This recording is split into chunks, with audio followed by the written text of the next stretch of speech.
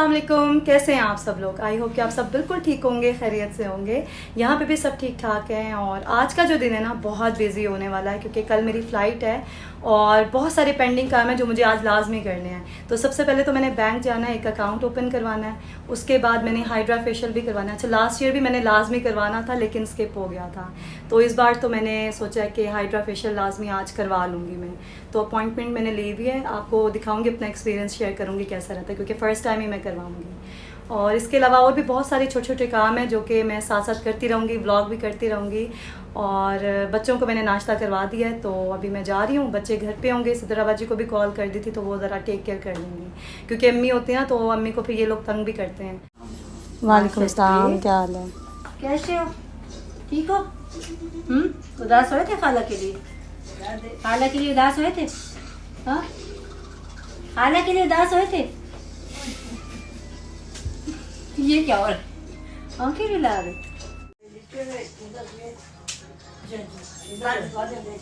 चलो ठीक है, फिर मैं जा रही हूँ। ओके, अल्लाह हाफिज़। तो जनाब, बच्चों को तो मैंने सिस्टर के हवाले कर दिया। अब मैं कासिम के साथ जा रही हूँ बाहर। पहले तो हम फैसल बैंक जाएंगे, वहाँ पे मेरे भाई जो है ना हॉलैंड वाले, उनके बहुत अच्छे फ्रेंड हैं, वो उस ब्रांच के ना मैनेजर हैं। तो कुछ इन्फॉर्मेशन वगैरह लेनी थी मैंने, इसलिए मैंने सोचा कि उन्हीं के पास चली जाती हूँ। गर्मी तो इस कदर ज़्यादा थी कि क्या बताऊँ, क्योंकि पीक टाइम था ना, ये दोपहर के 1 बज रहे थे और जाना भी ज़रूरी था क्योंकि पिछले कुछ दिनों से ना मैं इसीलिए डिले कर रही थी कि गर्मी है गर्मी है। और शाम में भी कुछ काम हो जाते हैं लेकिन बैंक वगैरह तो आपको पता है बंद हो जाते हैं जल्दी। तो बहरहाल अभी हम लोग फैसल बैंक पहुंच चुके हैं। यहाँ पे बस 15-20 मिनट ही लगे थे। उसके बाद मैं हाइड्रा फेशियल के लिए चली गई थी, मेरी अपॉइंटमेंट थी डॉक्टर के साथ। तो मैंने यही सोचा था कि जब भी मैं हाइड्रा फेशियल करवाऊँगी किसी डर्मेटोलॉजिस्ट से ही करवाऊँगी क्योंकि सलॉन्स वगैरह पे हो तो जाते हैं लेकिन प्रॉपर जो है ना उनको पता नहीं होता, इतना नॉलेज नहीं होता। फिर भी अक्सर सलॉन्स पे जो है ना हाइड्रा फेशियल की सर्विसेज मिल रही हैं।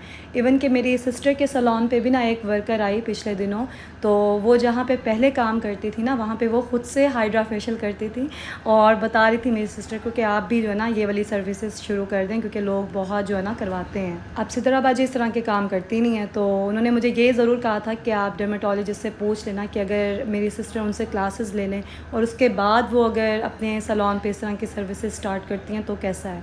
तो डर्मेटोलॉजिस्ट ने तो फिर साफ बता दिया था कि इस तरह की चीज़ें मैं तो सजेस्ट नहीं करूँगी क्योंकि ज़ाहिर है इन लोगों के पास डिग्री होती है, प्रॉपर इन्फॉर्मेशन होती है हर चीज़ की, तभी ये अलाउड हैं। अभी मैं डॉक्टर के क्लिनिक पहुंच चुकी हूँ हाइड्रा फेशियल करवाने के लिए। और हाइड्रा फेशियल के बारे में ना मैंने अमेरिका में ही सुना था, किसी मॉर्निंग शो में मैंने देखा था। तो ज़्यादा कुछ नहीं पता, बस इतना पता है कि जैसे रेगुलर फेशियल होता है उससे बहुत ज़्यादा इसका अच्छा रिजल्ट है। डीपली मॉइस्चराइज होती है स्किन, हाइड्रेट होती है और यही चाहिए होता है स्किन को। जब अंदर से वो हेल्थी होती है तो बाहर से भी अच्छी नज़र आती है। अस्सलाम वालेकुम। वालेकुम अस्सलाम। कैसी हैं आप? अल्लाह का शुक्र, आप सुनाएं। ठीक। अच्छा, हाइड्रा फेशियल मैं चाह रही थी थोड़ा सा एक्सप्लेन कर दें क्योंकि लोग इतना जानते भी हैं और नहीं भी जानते, तो थोड़ा सा आप गाइड कर दें अगर। हाइड्रा फेशियल जो है वो एक बहुत अच्छी डिवाइस है अगर इसको सही हैंड्स में यूज़ किया जाए। डॉक्टर्स जिनको इसकी प्रॉपर नो हाउ होती है वो इसको बहुत अच्छे से यूज़ कर सकते हैं। जैसा कि इसके नाम से जाहिर है कि सीरम्स की मदद से हम अपने पेशेंट्स की स्किन को सबसे पहले एक्सफोलिएट करते हैं, उसके बाद उनकी स्किन की रिक्वायरमेंट के हिसाब से कुछ सीरम्स अप्लाई किए जाते हैं जिसके अंदर पेशेंट को ग्लो मिलता है। उनकी एक्नी का प्रॉब्लम हो तो वो सॉल्व होता है और अगर उनको बहुत ज़्यादा डिहाइड्रेटेड स्किन हो तो वो इम्प्रूव हो जाती है। और इसका काम होता है कि ये सीरम्स को बहुत अच्छे से स्किन के अंदर पेनिट्रेट करवाता है जिसकी वजह से जो टॉपिकल एप्लीकेशन है उसकी निस्बत पेशेंट की स्किन में बहुत ज़्यादा वाज़ेह फ़र्क आ जाता है। ये जो मशीन आप देख रहे हैं ना ये हाइड्रा फेशियल के लिए है और इसमें डिफरेंट हैंडल्स हैं, तो क्लाइंट की रिक्वायरमेंट के अकॉर्डिंगली जो है ना डॉक्टर इसको फिर यूज़ करते हैं और एडजस्ट कर लेते हैं। अच्छा, इनके क्लिनिक पे ना बहुत सारी मशीन्स थी लेकिन सबको ही इन्होंने इस तरह से ना रैप करके रखा हुआ था क्योंकि आपको पता ही है मुल्तान में डस्ट कितनी ज़्यादा होती है। मैं अभी डॉक्टर अस्मा के क्लिनिक पे आई थी, इनका कॉन्टैक्ट नंबर भी मैं मेंशन कर दूंगी डिस्क्रिप्शन बॉक्स में। जो लोग मुल्तान में रहते हैं वो इनके सर्विसेज ले सकते हैं क्योंकि मेरा एक्सपीरियंस तो बहुत अच्छा रहा और आई होप कि आप भी अगर इनके पास जाएंगे तो ये आपको अच्छे ही सजेशंस देंगी। हमारी स्किन को हाइड्रेशन की प्रॉपर ज़रूरत होती है। अगर हम अपनी स्किन को प्रॉपरली हाइड्रेट नहीं करते तो फिर हमारी स्किन का वही हाल होता है जो कि एक फ्रेश और ओल्ड एप्पल की स्किन के अंदर डिफरेंस होता है। सर्दियों के अंदर वाटर इनटेक कम होने की वजह से और गर्मियों में बहुत ज़्यादा स्वेटिंग की वजह से हमारी स्किन डिहाइड्रेट हो जाती है। तो मेरी एडवाइस है कि आप अपनी स्किन को प्रॉपरली हाइड्रेट करें ताकि आप अपने आप को फ्रेश एप्पल की तरह फील करें। Thank you. तो जनाब हाइड्रा फेशियल करवाने के बाद ना अब हम लोग घर जा रहे थे। काम तो वैसे भी रहते थे लेकिन लंच का टाइम हो रहा था और आज का लंच ना सिस्टर की तरफ से था। वो कब से कह रही थी कि कहीं बाहर जाके खाना खाते हैं, तो मैंने कहा आप शिफ्टिंग में बिज़ी हो तो रहने दो। तो आखिर उन्होंने ना घर पे ही मंगवा लिया और ये जहाँ से मंगवाया ना खाना, ये खाना खाने के बाद बचपन की यादें ताज़ा हो गई, क्योंकि ये फ़र्स्ट चाइनीज़ रेस्टोरेंट था मुल्तान में और अभी भी बहुत अच्छी इनकी क्वालिटी है। हम लोग जब भी शंग्रीला चाइनीज़ जाते थे ना तो सबसे पहले तो सूप ऑर्डर करते थे, उसके बाद चिकन मंचूरियन, फ्राइड राइस और चाउमीन भी कभी ऑर्डर कर देते थे, लेकिन ड्रम स्टिक तो मस्ट होते थे। इनके ड्रम स्टिक बहुत अच्छे होते थे पहले, अभी वो क्वालिटी नहीं थी लेकिन अच्छे थे फिर भी। फिंगर फिश तो स्पेशली बच्चों के लिए ली थी, उन्होंने शौक़ से खाई भी थी। और मुझे तो सबसे ज़्यादा फ्राइड राइस और मंचूरियन पसंद है। आपको पता ही है मेरा मोस्ट फेवरेट खाना है ये। मैं वहाँ बनाती रहती हूँ कभी कभी, लेकिन ख़ुद से बनाओ ना तो वो मज़ा नहीं आता, जो बना बनाया आपके सामने आ जाए तो फिर आता है। अम्मी जो है ना अब थोड़ी उदास हो रही थी क्योंकि पहले सिस्टर शिफ्ट हो गई अपने घर में और अब मैं भी जा रही थी। मैंने एक्चुअली कराची जाना था, वहाँ पे हमारे रिलेटिव्स होते हैं, तो मेरी फ़्लाइट थी नेक्स्ट डे की। तो आज मैं काफ़ी बिज़ी रही, बहुत सारे काम थे, अभी आपको दिखाऊंगी कहाँ कहाँ मैंने जाना था।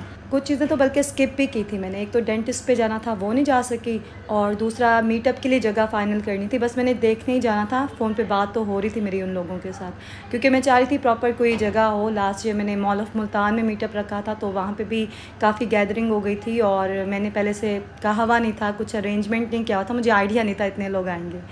तो इसलिए मैं चाह रही थी इस दफ़ा प्रॉपर्ली करूं ताकि जितने भी लोग हों ईज़िली वो एडजस्ट हो जाएं। अब प्लान ये है कि पहले मैं कराची जाऊंगी, वहाँ पे तकरीबन 1 वीक का स्टे है। उसके बाद मैं कराची से लाहौर जाऊंगी, लाहौर में 2-4 दिन ही रहूंगी और फिर मैं वापस मुल्तान आ जाऊंगी।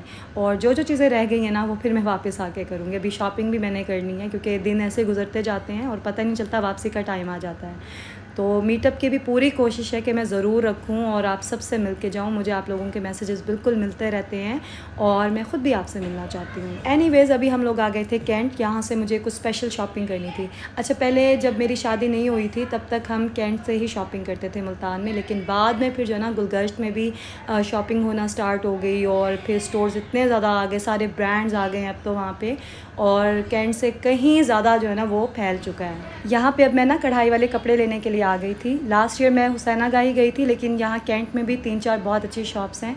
तो मुझे एक्चुअली न्यू बॉर्न के लिए कपड़े चाहिए थे और वो सिर्फ एक ही शॉप पे थे।